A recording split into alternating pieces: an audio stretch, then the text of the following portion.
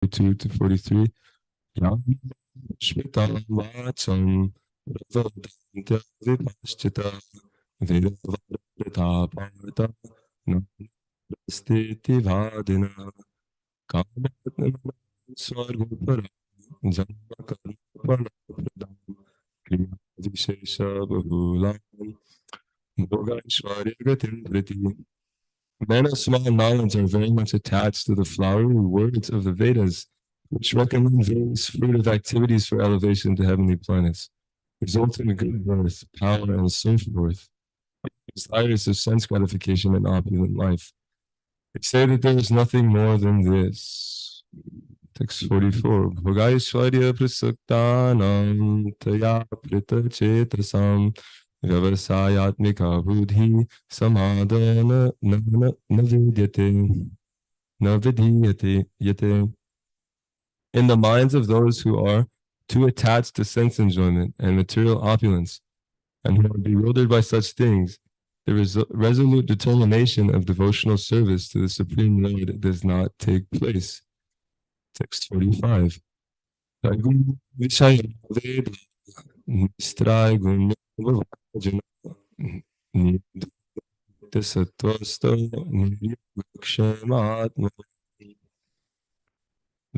only deal with the subject of the three modes of material nature.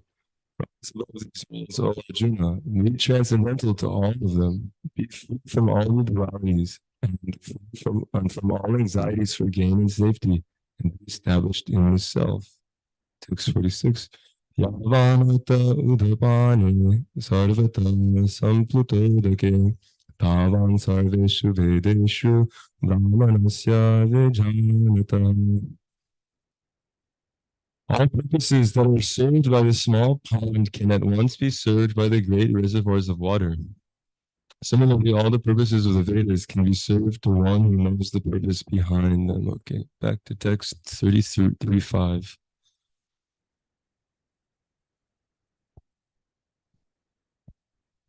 Translation. Generals who have highly esteemed and fame will think that you have left the battlefield out of fear only, and thus they will consider you a coward. Purport. But Krishna continued to give his verdict to Arjuna. Do not think that the great generals like Duryodhana, Karna, and other contemporaries will think that you have left the battlefield out of compassion for the brothers and grandfather. They think that you have left out of fear for your life, and thus their high estimation of your personality will go to hell. Are you going to hear from Maharaj?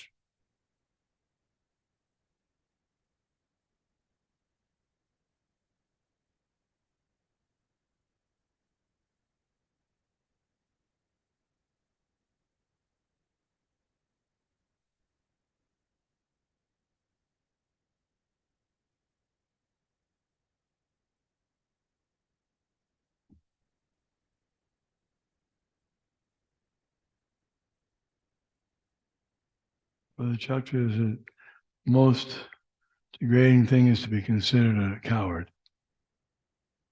Nothing worse than that for a Kshatriya. So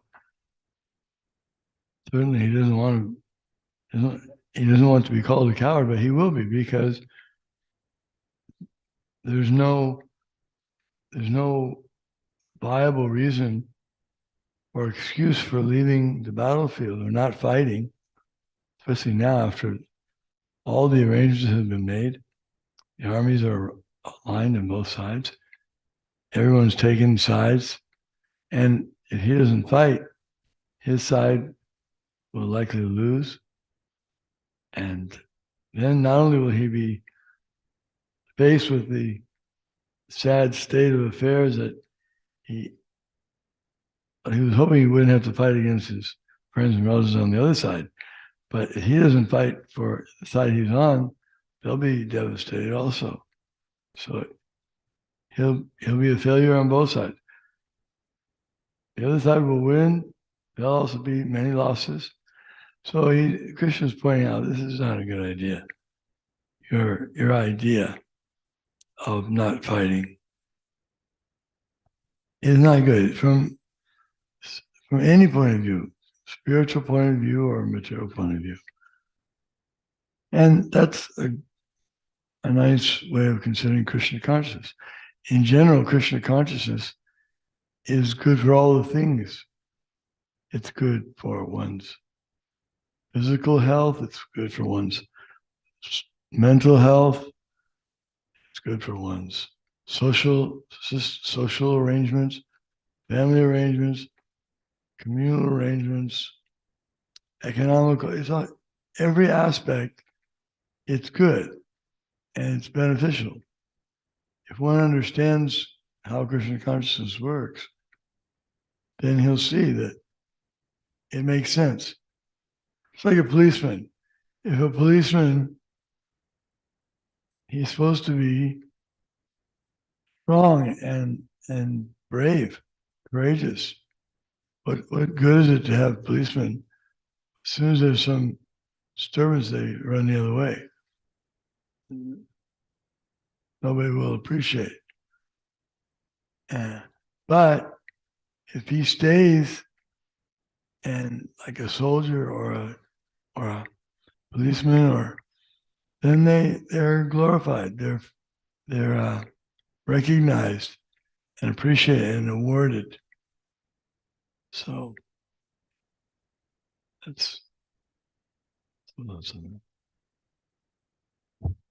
John. Yeah, one common name for Krishna is Bhakta Vatsala. Hare, meaning he's very affectionate for his devotees.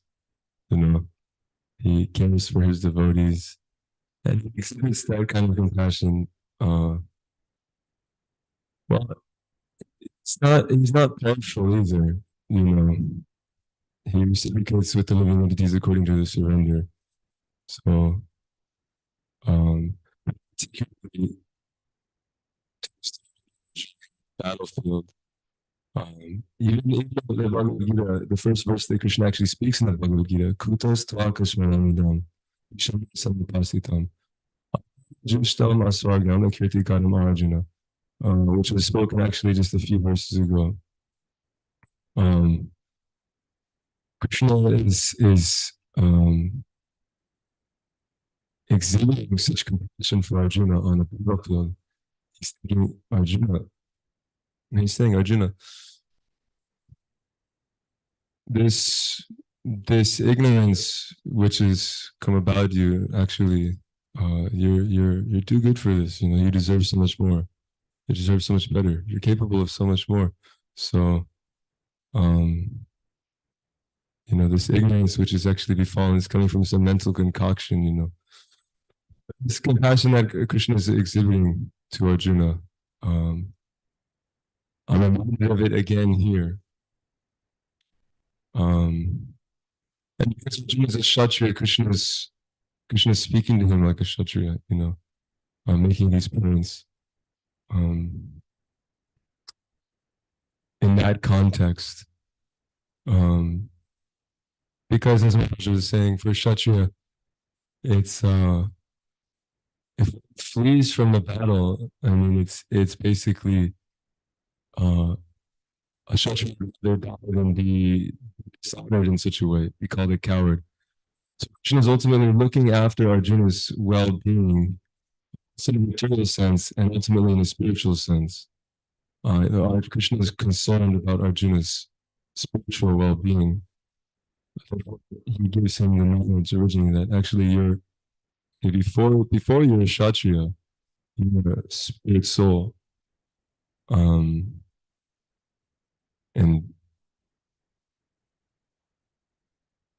But still,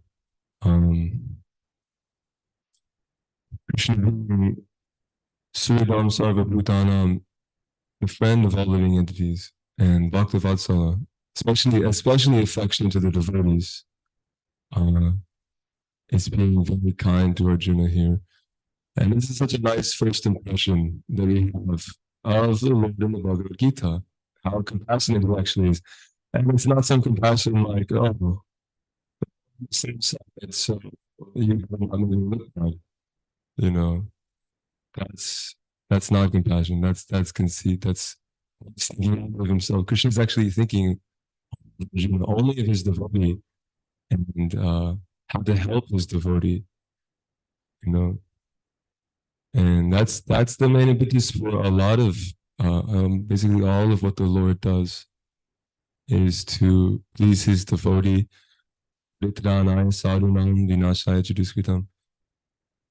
Emphasis there is on protecting the devotee, satisfying the desires of the devotee.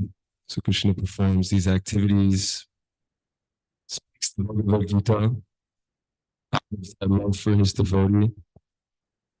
And because he's the friend of all living entities, similarly, he comes as Lord Chaitanya Mahaprabhu. Sachi Suta Holo se Jata Chilo Hari Nama Udarilo. Sakshi Jagai Madhai. We were singing this song yesterday. Actually comes as Sachi Suta, Chaitanya Mahaprabhu. And then comes as Nitai. And these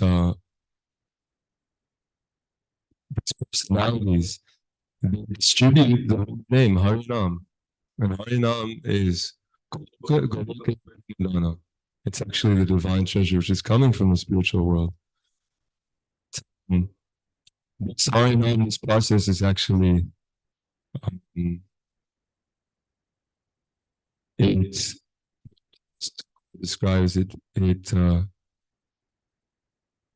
delivers all of the wicked souls in the age of Kali, and are the topmost evidence of this.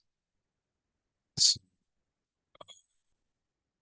Krishna is so merciful, and so many examples of that compassion that he has for all living entities and his devotees. And he makes so many different arrangements for his devotees for their well-being, like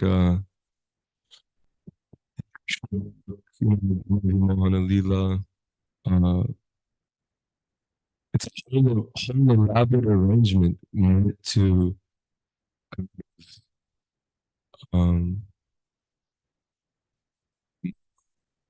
this Krishna consciousness, this realization, that actually, because Lord Brahma is feeling he's puffed up, so Krishna is making this whole thing to kind of, deepen that relationship with his devotee. And so many other examples of this.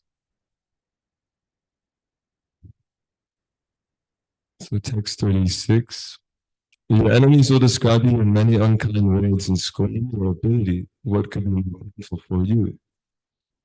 Krishna was astonished in the beginning at Arjuna's uncalled for plea for compassion, and he described his compassion as befitting the non-Aryans. Anarya. So Krishna says Anarya, that this kind of compassion that Arjuna is exhibiting is not befitting the Aryans. One self-realized, one who knows that he's not this body. So Arjuna is exhibiting the kind of compassion that one who's this body exists. Thinking in terms of I, my body, my relatives, my country, these kinds of things, and exhibiting a kind of affection or compassion on the basis of that. So most people, compassion has to do with this. You see somebody suffering, their body is suffering, and so it's more like the compassion of the old grandmother or something. She sees the grandson has a boil, so she blows on it. She says, "Does it feel better?" He says, "Yes." That's not really curing it. It's just a temporary relief. But if you go to the doctor, he'll cut it. Because if he doesn't cut it, you lose the arm. Right. Yeah, temporary solutions. That's if we have this drug addiction or something, I've got this drug addiction and I go to rehab.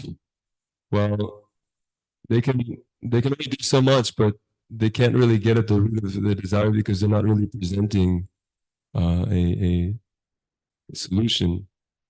So the real problem actually is that we have these bodies, this material world, and we're in this condition, which is not natural. It goes against our natural condition as servants of Krishna, and in that blissful condition, we can taste unlimited happiness, unlimited pleasure. So we're in this condition, out of this body, the basis of this being dissatisfied, um, solve the problem once and for all. Not just, okay, in this life I've got this situation, maybe in the next life I'll have a better situation. I mean, that's a step above where generally it's okay, condition is so poor, let me work very hard and toil very hard in this life, to enjoy it as much as possible. You only live once. This is a very popular motto in the West. You only live once. It's a mantra. People were chanting this a few years ago, 2000, whatever, 10 or something. Chanting this mantra, you only live once. Ignorant. And the result of that, chanting that motto, is that people are encouraged to take sense gratification. So, wow. Just fit as much sense as possible. It's and so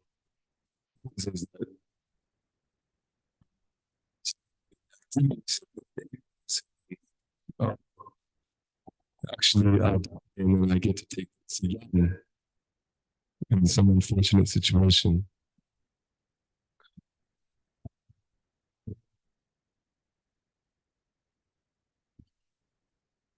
This knowledge, there's a middle class of individuals being created who actually understand that, okay, I'm not this body, and the cause of life is self-realization, acquisition of spiritual knowledge, functional service. Devotional service comes knowledge. So from devotional service comes the spiritual knowledge, which produces a kind of attachment, a spiritual attachment to serving Krishna. And then one gets detached from all these lesser activities and he becomes free, and he's actually situated in real liberation. It's the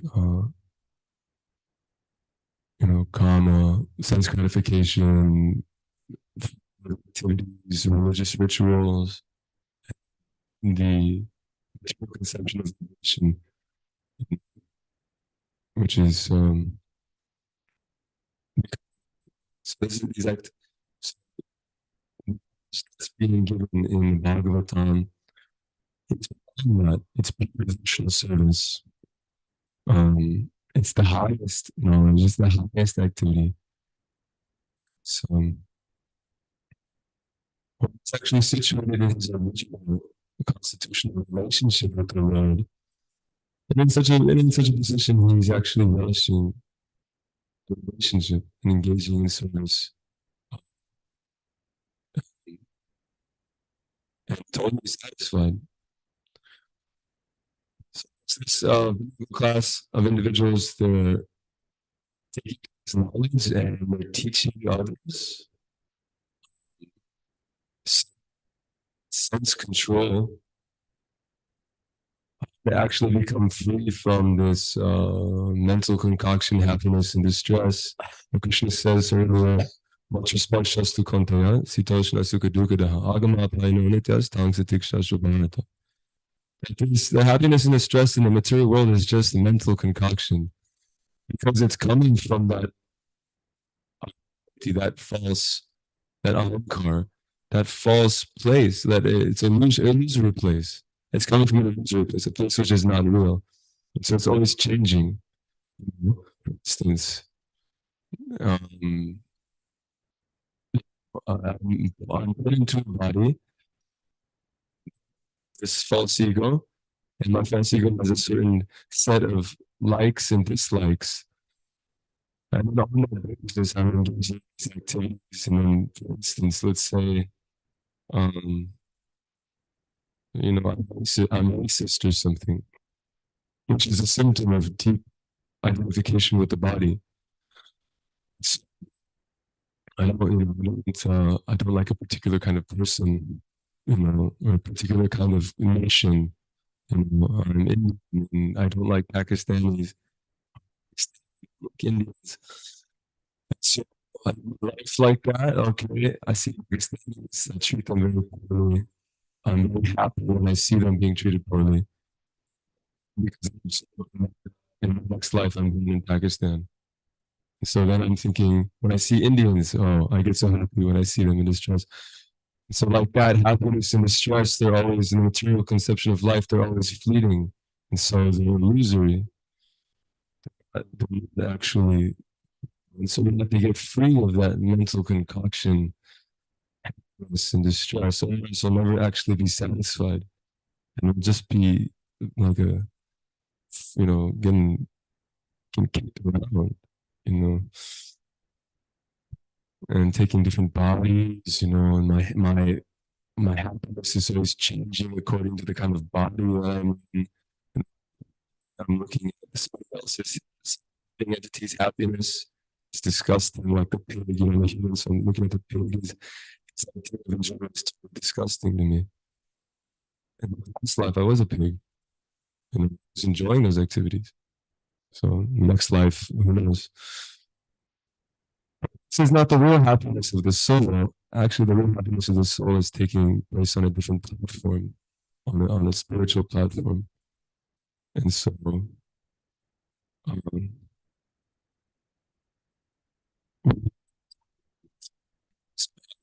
tolerate my certain set of actions that I have. Oh, I like this. I don't like that. I'm gonna choose to, and then and I'll spend time doing that. It's such a waste of time because then you just get a new set of those things, and you never escape the suffering, and you never actually get that satisfaction.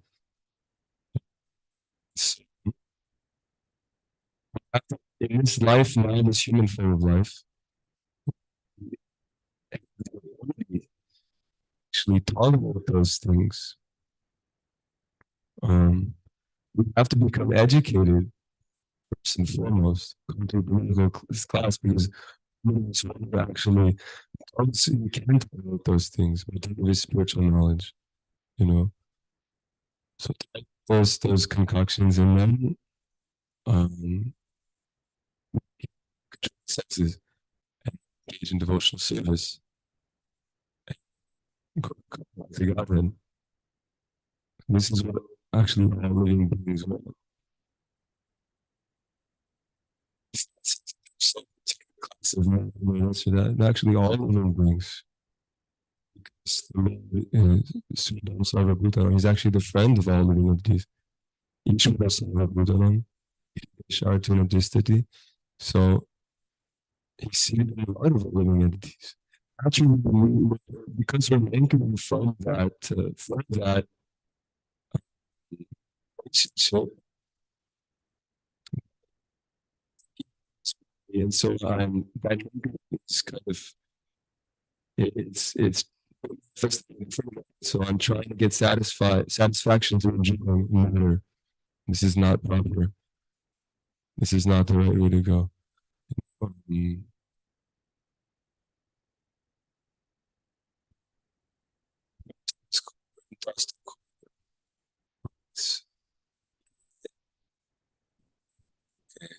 Samsara okay. Actually,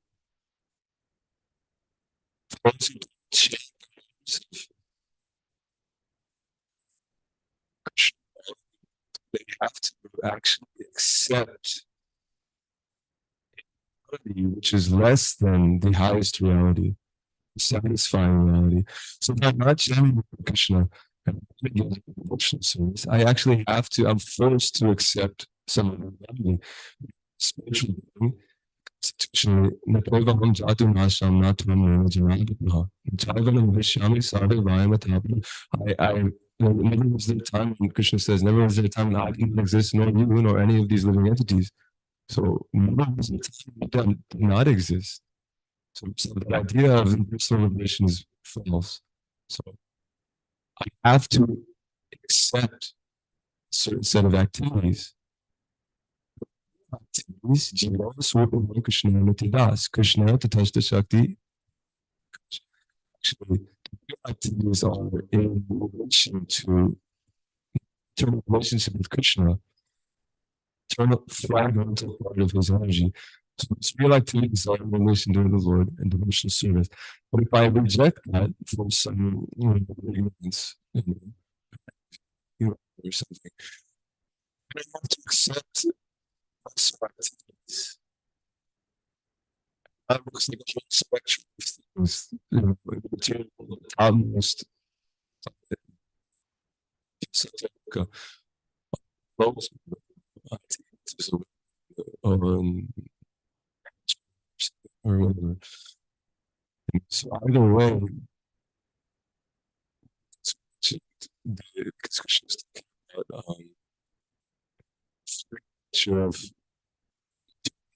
distress. And I love logic terms. Still, she's there. She's there. So, same with any set of activities or any kind of wisdom in the this all basically,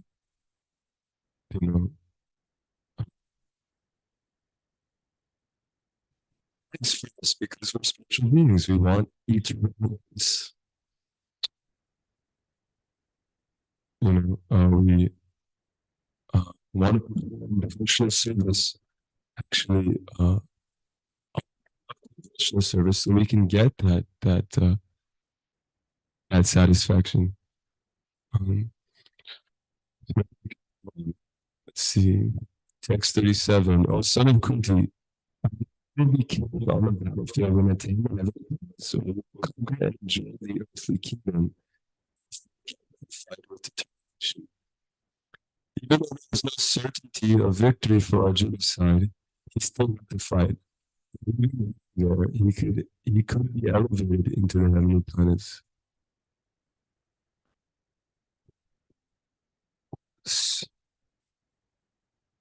If the Kshatriya dies on the battlefield, it's considered an auspicious for those promoted to the heavenly planets. Of the Vedic culture present in the European cultures, the ancient European cultures, particularly when you have this idea of Valhalla or something. If they die on the battlefield, they get to go to a great hall. Such a great place.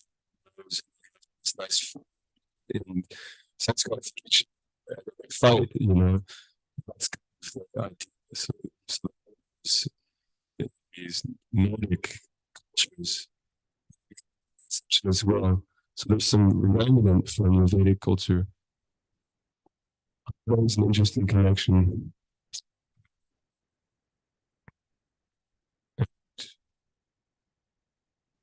Actually, and what's the word? So there's some misconception that systems, it's actually stuck in the values from the system.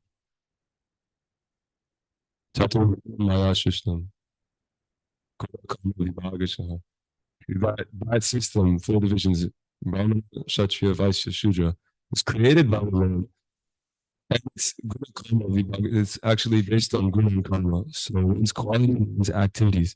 It's not based on family. It's not based on birthright or anything like that. That system, Chaturanga, is actually present all over the world in ancient societies and society now. not some caste system in India. It's actually everywhere. There's an intelligent class of men. There's an administrative class of men. There's a mercantile class of men, and there's a class of men. You see that everywhere. So this is the natural system. We have to become to the ultimate purpose of it is everybody up to their transition is being engaged in the service. So this class of actually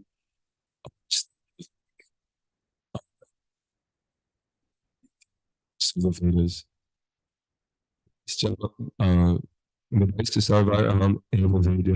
Actually, the purpose of the Vedas is Krishna.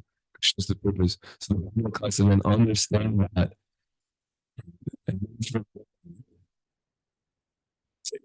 guide the society direction so that all of their time and their work, which is natural to them in the kind of body that they've taken, can be utilized for the ultimate welfare.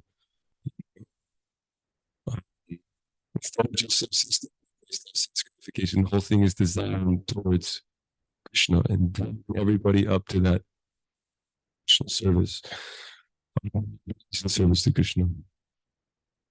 So they advise the Kshatriyas who would act as the kings and the princes and the warriors, make sure that the rest of society was acting nicely and that taking care of the protection was there.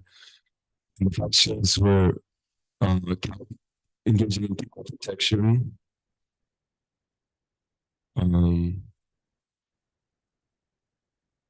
Shigo Raksha Vanajam. Vaishya Karma Swabhavajam. So they're engaging in cow protection. And then the Shudras engaging in labor, helping the rest of the classes of men activities. For the benefit of everybody, so that everybody can come to that spiritual platform. But this chapter of Varnam is not actually purely existing in the world right now in the age of Kali. Exactly, maybe to the ideal standard. But still, we can see that all over in every country, everywhere, every nation, every culture, there is a class of men who are the holders of knowledge of that culture. And these cultures, there's the shamans, and they provide the context for why everybody's doing what they're doing, why the hunters are doing what they're doing, why the merchants, the people who, the textiles, who are creating the cloths and different things, the farmers, why everybody's doing what they're doing, So we can see that all throughout the world. There's a Brahminical class of men. There's a Kshatriya class of men. So this here.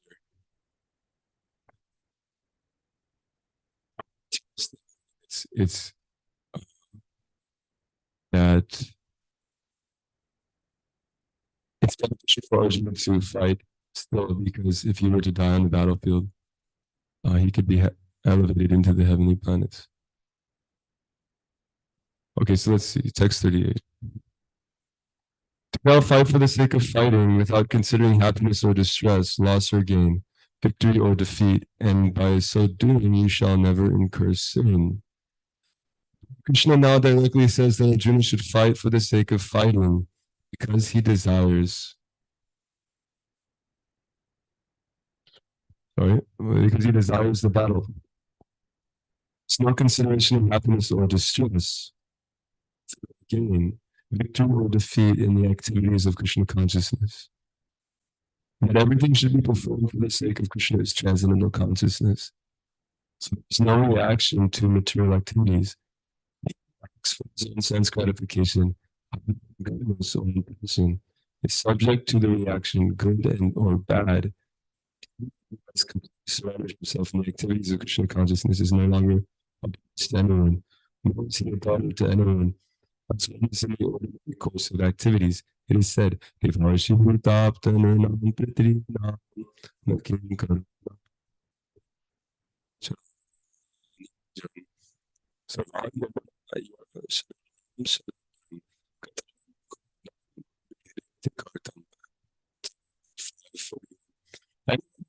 surrender unto Krishna, Mukunda.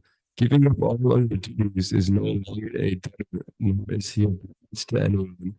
And the demigods and the sages, the people in general, no kings or forefathers, is the inability to give Krishna to enjoy his force. Says Bhaktaram Yogatapasam Sarva Lokam Maheshwaram Suridam Sarva Bhutanam Gyato Mam Shantam Ritsati.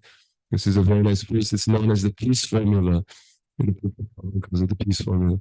Because Bhaktaram Yogatapasam, Krishna is the enjoyer of the austerities in our he's the object of sacrifice and austerity. He's the boss. He's the boss of the whole cosmic manifestation.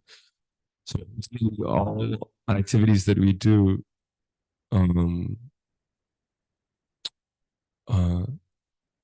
he's the ability in man anyway. So he's giving us everything that we need to perform activities, and similarly, all of the activities are aimed towards him. Ultimately, whether we are engaging in demigod worship, the demigods are just simply parts of the Supreme. They're individual parts of him, you know. So ultimately, our focus has to be aimed towards him. That's proper. It's a misconception to aim it at the demigods or at anything less than him, because ultimately everything's coming from him. So he's supplying the everything. He actually owns all the land. You know, he owns everything. He's Narayana. Krishna's Narayana, meaning he's the refuge of all living entities. So he's given us this land. He's given us the body. He's given us everything. We come from him. So all of our works have to be, our work has to be engaged in his service in order for it to be this is reality, you know. Anything less than that is not really so nice. It's just not intelligent, you know. It's not smart to do like this.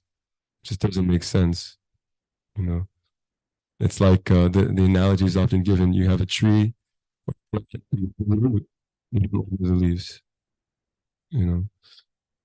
But it's not that if we don't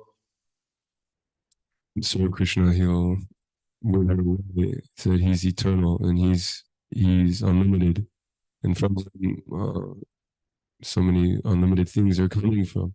It's just that for our benefit, for our sake, and the sake of the whole reality, cosmic, this material world, we should be engaging in devotional service. The sphere, all souls up to that platform for their benefit, so that they can you know, realize their purpose, their highest purpose. We can realize our purpose, be satisfied. From so only a few minutes. Sorry.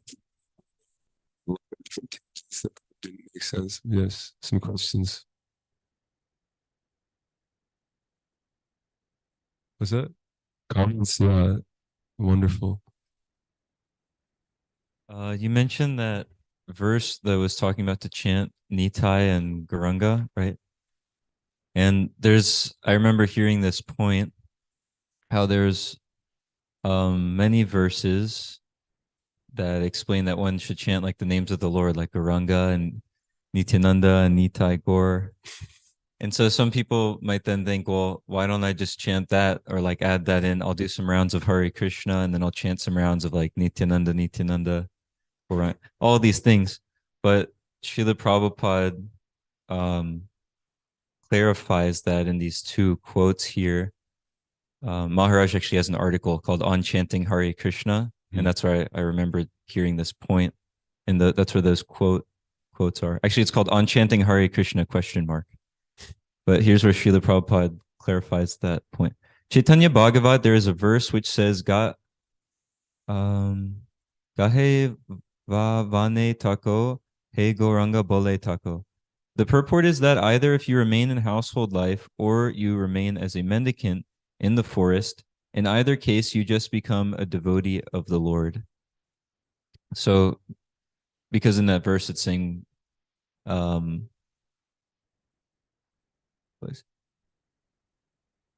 chant Gauranga, but Prabhupada is clarifying there that the purport of it is that wherever you are, become a devotee of Lord Gauranga. And then since it also says in that verse to chant the name of Gauranga, Srila Prabhupada explains actually how one should chant Lord Gauranga's name in this verse. Narottam Das Thakur says, when you copy over the translation, it changes the letters, so I can't actually repeat it. But Narottam Das Thakur says, Gahe bhavanete tako, he Gauranga bole tako. Either you remain at home or outside home, you chant Shri Krishna Chaitanya, Prabhu Nityananda, Shri Advaita Gadadhar Shivasadi Gora Bhakta Vrinda. This is the process, very simple process. And Hare Krishna. And that's in Srimad Bhagavatam, lecture in Johannesburg. Okay, I don't know if that was clear because I was like looking at the phone and talking at the same time. That's right. Yeah.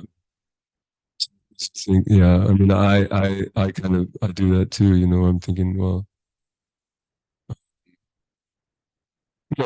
yeah, I concoct things, whatever. Let me chant these names. There's so many. Prabhupada gives examples, that some concocted mantras that will chant. Let's see, Hare Krishna. It's given in the Shastra, given by the spiritual master. We should chant Hare Krishna. Yeah, yes, Prabhu.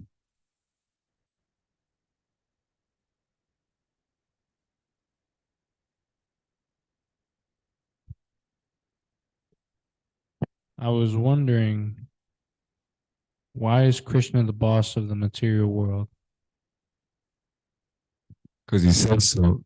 No, because it's a fact, though. That basically there's no truth greater than him. Mata parataram nanyat kinchirasti dhananjaya. When he says all things are resting in him like strung on the thread. Sutra mani ganaiva. Son, just like all individuals.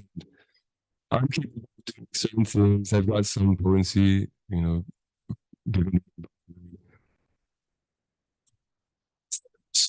actually is capable of producing the energy that we see around us. It's coming from him. There's different personalities who have different degrees of kind of like empowerment. Like you see, like animals, they mainly just produce stool. Some might produce nice noises. Some might be capable of doing intricate patterns and like spider webs. Spiders producing this energy, and it's being wound up inside of the spider again. They're capable of doing different activities that are, we can produce art and different things and machines. There's the demigods. They have more ability than Brahma. He's got considerably more. Ultimately, Krishna's there at the top, and he's providing all of that, the source of all material planets and spiritual planets. And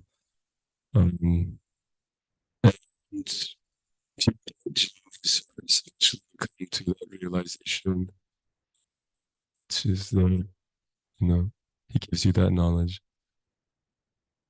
As he says that. So, Yeah, I mean that's all I can think of right now. Okay. Shrimad Bhagavad Gita ki jai.